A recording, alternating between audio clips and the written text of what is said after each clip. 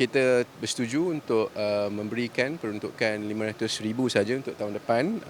Itu lebihlah daripada yang bagi sebelum ni. Pertamanya untuk kita menyelesaikan sedikit naik taraf tempat yang ada ni.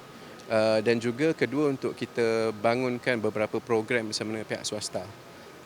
Mungkin kita akan buat tawaran dari sudut matching grant dan seumpamanya untuk menarik lebih banyak pihak swasta. Hari pun dah ada ramai dalam dan luar negara untuk datang dan berkampung di sini untuk menguji drone-drone mereka yang ada. Sebab kalau kita fikir drone untuk kegunaan industri ni, dia bukan macam drone yang untuk hobbyist. Dia sebenarnya benda yang terbang. Benda yang terbang ni memerlukan airworthiness certification, memerlukan banyak pentaulian-pentaulian yang rinci yang boleh dibuat di sini. Sebenarnya SDCOE ni adalah daripada RS1 yang kita baru siapkan lah.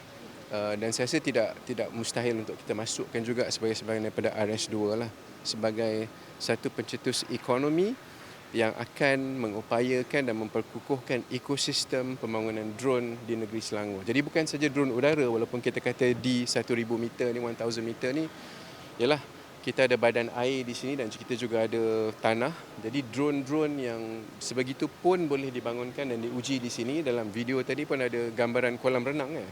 Bukanlah kolam renang, kolam ujian. Maksudnya kita nak uji drone atas air. Kita pun ada banyak masalah macam tu. Contohnya pencemaran sungai-sungai kita yang kalau nak dipantau manusia ni susah. Mungkin kita ada robot dan sebagainya, bot-bot yang autonomous ni yang boleh kita guna pakai dan diuji di sinilah. Jadi itu satu lagi ruang yang ada di Drone Center, Droneport 1000 inilah. Itu visinya sebegitu sebenarnya.